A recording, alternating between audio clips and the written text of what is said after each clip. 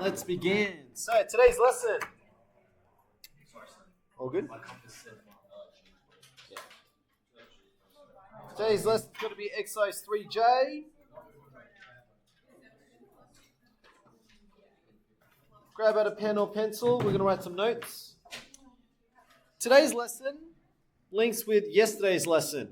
So if you found yesterday's lesson a bit tricky, this may add just a bit more too. So it's the same idea, but now you're sort of seeing the bigger picture. So you're doing simultaneous equations. Now back in chapter 2, you did simultaneous equations, but remember, simultaneous equations literally just means you're finding the points of intersection. And in year 9, year 10, you only found intersections of 2 straight lines. Doesn't have to be 2 straight lines. It could be a straight line with a parabola, which is what we're doing today. It could be a parabola with a cubic. That's what you'll be doing later on. Okay, so you first started off with was 2 straight lines. Today we're going to look at, well, what about a straight line and a parabola? So we're going to look at simultaneous equations of quadratic and linear. So that means there are going to be 3 scenarios that could occur between a straight line and a parabola.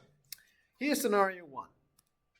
Scenario 1, you could have a parabola and then a straight line that actually crosses both points, and you get 2 intersections. You could get a parabola where the straight line touches, which we call a tangent. Okay, so it touches at one point, call it a tangent. I'm going to write on the side so you remember. So when they say tangent, they mean it intersects once. Okay? So there's 1 intersection, 2 intersections over here, and then the last scenario that you could get is you could have a parabola where the straight line completely misses that, and therefore there are no intersections at all.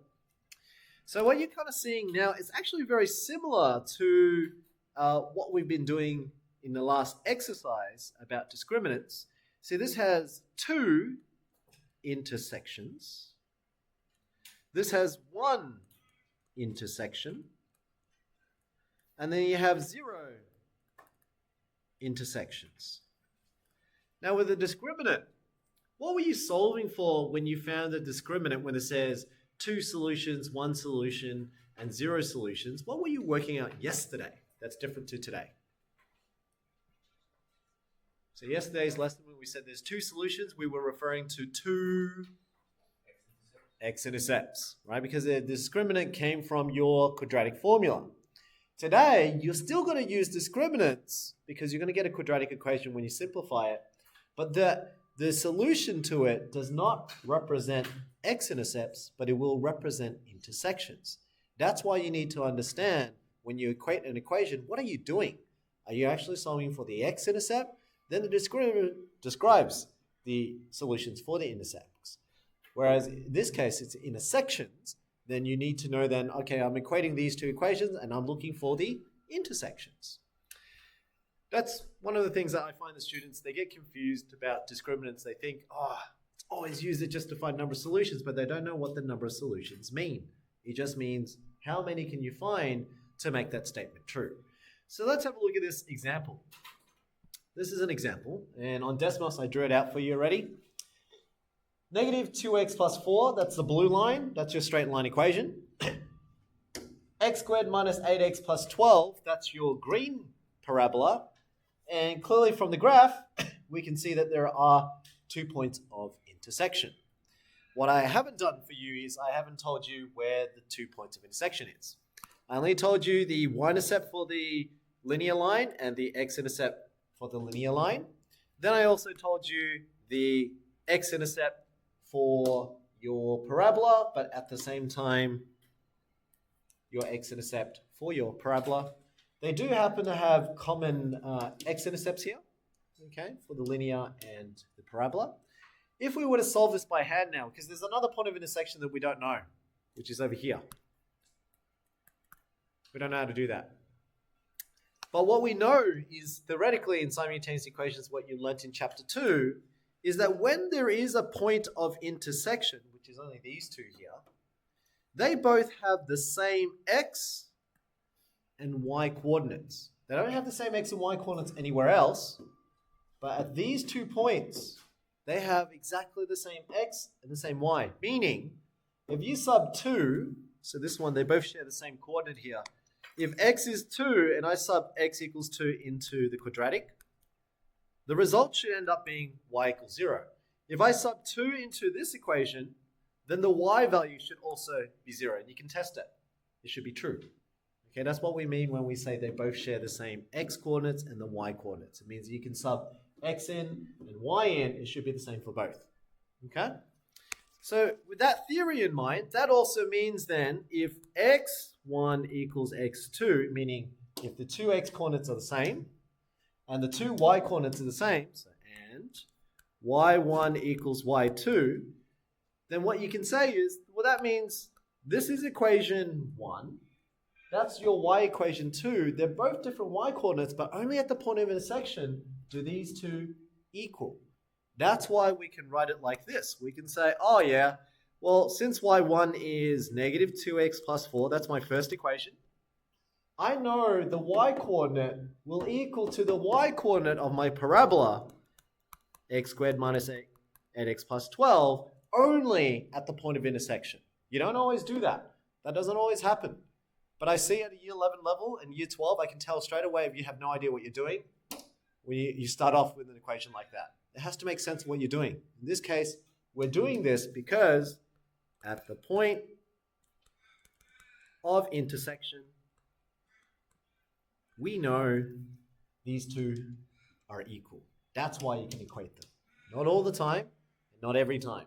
So by the time you get to the end of this year, you're going to learn calculus and all that. It does matter which one you equate to and which ones you sub into. And you have to understand what you're doing there. So that's why I'm describing this, so that you have a better idea later. Yeah? So now that we do that, we equate it. This goes back to what you're familiar with from last year. We've got an equation that's equal to an equation. How do you solve this? Well, let's combine all the like terms together. So I've got the x's on one side. So you can see this is 1x. That's an x there. So I need to combine them together. Make one side equal to 0. And how do you do that? Add 2x on both sides. Here we go. Negative 2x plus 2x cancels out. You're left with now 4 on the left-hand side is equal to x squared. Negative 8 plus the 2 gives me negative 6 of these x's. And I've got a plus 12. That 4, if I collect it with a constant term over here, by minusing 4 on both sides, if I minus 4, what it gives me is it gives me a nice quadratic answer. 4 minus 4 is equal to 0, and you get x squared minus 6x plus 8. Just a reference for future, so when you equate them and you get a quadratic equation here, what does that imply? That implies that you were trying to find the points of intersection. Then here, quadratic implies there's a potential of 0 solutions, 1 solution, or 2 solutions. So what that means is there's potentially 0 intersections, 1 intersection, or 2 intersections when you're solving for this quadratic equation. Whereas back then, what you were doing in chapter 3, this usually is to find the y-intercept, because usually that's your equation and you let y equal to 0 and you solve for it, true? But that was because you were looking for the x-intercept. In this case, I'm not looking for the x-intercept. I started off by looking for the point of intersection, and it so happens this is exercise 3C. So from 3C, factorize and solve. Let's do it. So I'm going to factorize this now. So let's say 0 is equal to, this is a monic trinomial, so we can do cross method. See if it works out. X and x, factors of 8. They can give you 6, maybe 4 and 2. Negative 4 and negative 2, and that works out pretty good. So I can factorize, that's exercise 3b. Exercise 3c, let's solve it. X minus 2 needs to equal to 0, therefore x has to be 2. And the other one must be x has to be 4. What does that mean? That means in order for these two y coordinates to be the same, then when x is 2, the y's will be the same. And when x is 4, the y's will be the same. Therefore, what you found out are the points of potential intersections here. What you don't know is, well, what's y? Okay, so you know the x's, and which you look at the graph, it's clear. We said x equals 2. Yeah, we had 2, 0. And the other one should be now 4, and we don't know what the y coordinate is over here. So I'm just going to fill it in. This is a 4. I just don't know what the y coordinate is. How would you find the y coordinate then? What do? You got the x coordinate. You found x is 2 and 4, so you got 2 and 4. How would you find the y coordinate? What do, Christina? Okay, now here's my question. Which equation? Linear one or the quadratic one? Doesn't matter. Because remember, you said at the point of intersection, both x's are the same, both y's are the same. It doesn't matter which one. But I would sub it into the linear. Why? Because it's easier. Why would you sub it into the quadratic and have squares in it when you sub it back into the linear? And now you can only do that because it's the point of intersection. Okay, so you know that. All right. The linear is negative 2x plus 4. So let's solve for y. So y would then be negative 2 times 2 plus 4. Clearly makes sense that y equals 0 because we already knew from the graph it should have been 0. Makes sense. Whereas this one, we're trying to find out what the y coordinate is. Well, same thing again. Negative 2 times 4 plus 4. That gives me negative 8 plus 4. Negative 4. That gives me now negative 4 on the bottom. Molly.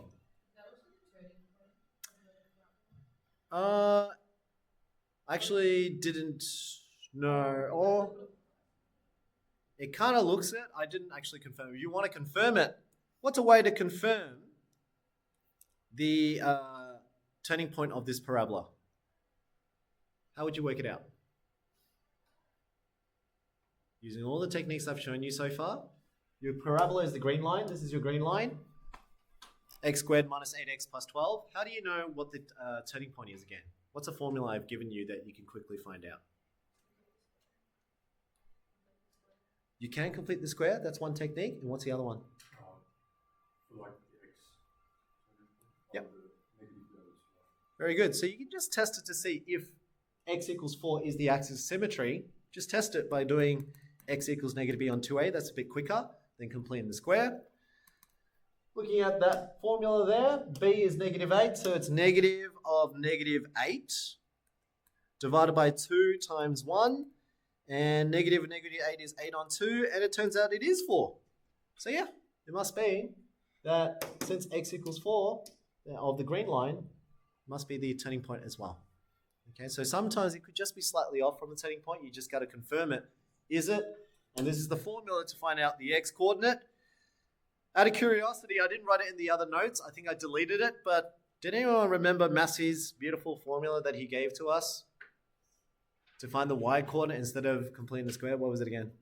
C minus b squared over 4. Perfect. If you didn't have that, write it down. This will tell you the formula for the y coordinate, and this is the formula for the x coordinate of the turning point. Could be useful. Okay, so write it down if you lost it somewhere. It's good to have those notes in. So far, so good. So today's lesson is simultaneous equations, which is equating them. And then as you're solving it, what does it mean? In the next question, we're now going to apply what we learned yesterday, where what if I didn't give you the actual numbers, but I gave you a parameter? So I give you A or M, and then you have to figure out if I want 2 solutions or 1 solution. That's the next one. Okay, so there's the first few questions that gets you to do this. Then the problem solving one is the one on the next page. So flip over. Here we go. Let's flip over. So this question is slightly different now. This question is problem solving, and you'll find this is more similar to what we did yesterday. That's exercise 3J, question 6 from your textbook. Here we go. You've got a y equals x line, so I'm going to draw in green. This is what y equals x could look like. That's a linear line. Now you've got a quadratic equation. X squared plus ax plus 1. What's the problem? I don't know what a is. Okay, so I have no idea what a is. So I'm going to write out the equation. So y2, the second equation is x squared plus ax plus 1. So what do I want? I want to figure out the values of a. So find the values of a. So whatever number you come up for A, I want that line and this straight line equation to be a tangent. What does a tangent mean again? 1 point. So unlike before, I didn't want two intersections. I only want a tangent means I only want one intersection. So I need to think of what can I change for A, or what numbers can A be, so that I get a parabola that could end up being something like this where it touches just once. So what A values can I choose? So this is problem solving. Very similar to what we did yesterday. Okay, so here we go. Well, to find that point, which I don't know where it is right now, I know that at the point of intersection, remember, they both share the same x and y. Therefore, if they have the same x and y, that means this y is equal to this y. That's why at the point of intersection. So at point of intersection, if there is, I know that y1 needs to equal to y2. They have the same x and y coordinates. So if that's true, then I get this equation. I get y1, which is x, y2, which is x squared plus ax plus 1. And you're doing something very similar to what you did before, except there's the problem with the a. Same thing, collect the like terms, minus x on both sides. This gives you 0 equals x squared plus ax minus x plus 1. Now we have to do a bit of thinking.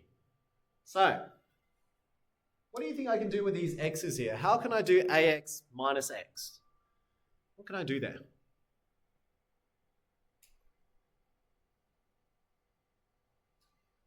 Usually we know what the number is. I just don't know what a is at the moment.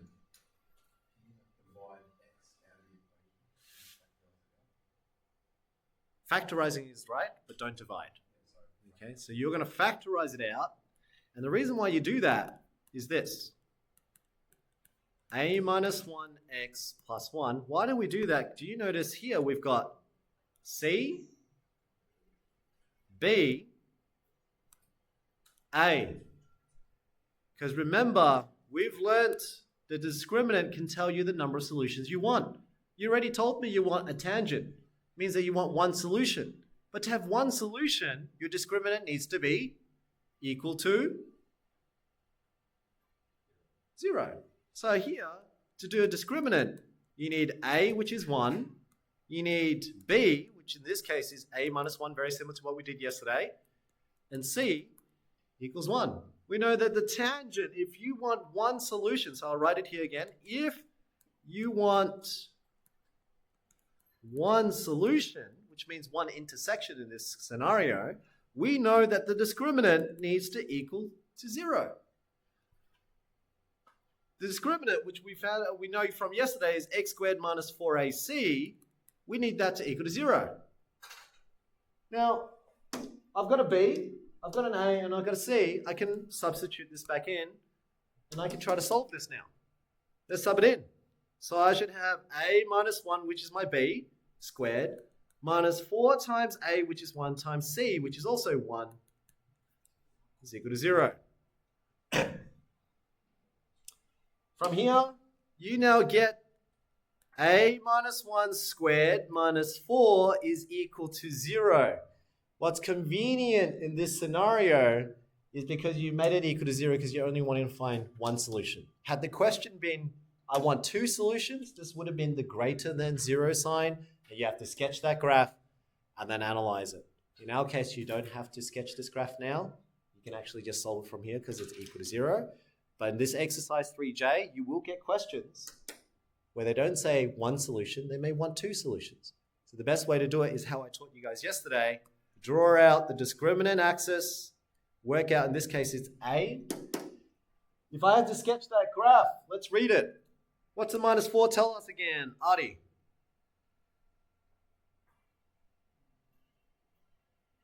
Up, down, left, right, thin, wide. What's the minus 4 again? It is down. So this tells me the graph will go down by 4. What's the a minus 1 tell us? Let's go with Ben.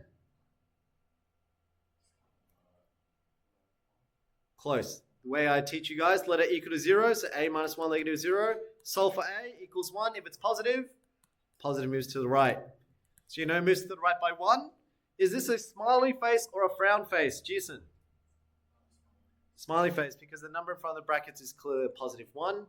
So it's a smiley face. So if you had to quickly picture this, goes to the right by 1. So it goes to the right by 1. This is exercise 3D, by the way, if you wanted to revise that. Goes to the right by 1, down by 4. There's my turning point. And I know it's a smiley face. Now I'm not interested in the y-intercept because remember, you're just trying to figure out the values of A. This is the discriminant graph, not the y graph. This is the discriminant graph. This is when the discriminant is greater than 0, greater than 0. So 2 solutions are up here. One solution is literally equal to 0. So here, whatever those values are, that's one solution. Then down here, this is where you ensure that the parabola and the straight line will not touch at all.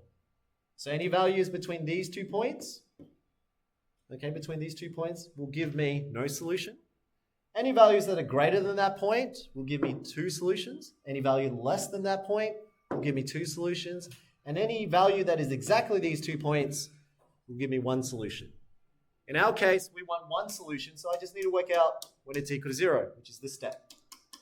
You just need to work out when it equals 0 now. Okay, so that's the easier part, so let's work it out.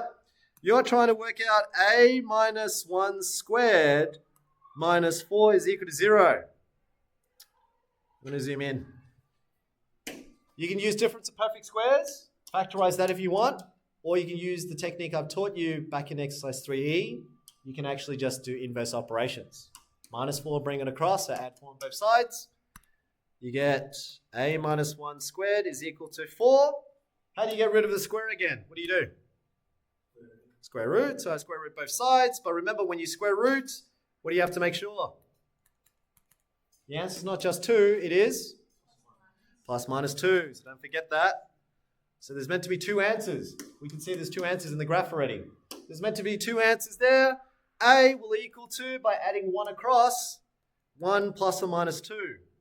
So you got 2 scenarios. 1 plus the 2 or 1 minus the 2. 1 plus 2 is 3.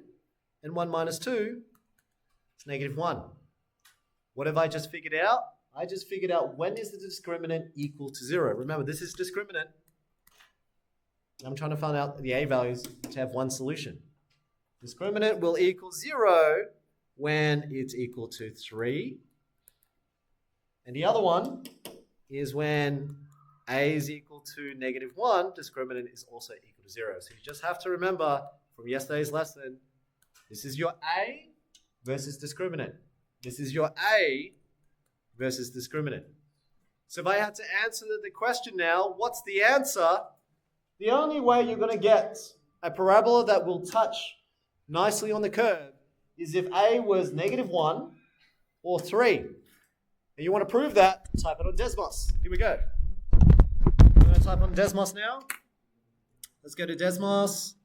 You have y equals x. There's my green line. Let's change the color to green. Let's type Desmos. So it was y equals x squared. What didn't you know? You didn't know what A was. But we said it could be 2 points. It could be negative 1. So when A is negative 1, x plus 1, it should touch the parabola, touch the line. Here we go. Let's try it. Negative 1x plus, what was it again? Plus 1. Let's zoom in. And you can see it's a tangent. Touches once. It was not by luck. We mathematically calculated that. We wanted this parabola to touch once, and we figured out x squared minus 1x plus 1 will do that. What's another one? Well, the other solution that would happen was x squared plus 3x plus 1, and look at that. That is not by accident. That's through calculation that we didn't know what A was. We wanted 1 solution, we equated them, and then we used the discriminant to say, all right, well, I want 2, 1, or 0 solutions. In our case, we do 1. How's that feel? Does that make sense what I'm saying? This is the discriminant graph. This is the real graph. This is the yx graph. The other one we were doing was the discriminant graph. The discriminant allows us to predict what the real graph would look like. So that means if I go to my discriminant, clearly if you picked any number greater than 3, I should have 2 intercepts. So I can pick a number, let's say if I change this 3 to a 4, see that? 2 intercepts. Based on the discriminant graph, what could I tell again? Any number between -1 and 3, I'm going to get no solutions. So if I picked 1, for example, if I changed it to a 1, see? No solutions. Okay, so it doesn't intersect. So that's what the benefit of being able to analyze the discriminant graph is. You can predict what the real graph would look like. That's the challenge. The challenge is to know the difference between these two graphs here. There's the real graph and there's the discriminant graph. This is 3G. You need to learn how to read inequalities, and then apply inequalities is 3I. 3J puts into an application. Okay? That's why today's exercise, like I said, is all methods. This is truly methods now. That's what you're using together. But you need all these skills beforehand. Factorize, solve, sketch, discriminants, and reading the graph is new. All right, I'm going to stop there. That's our last exercise and last question for today.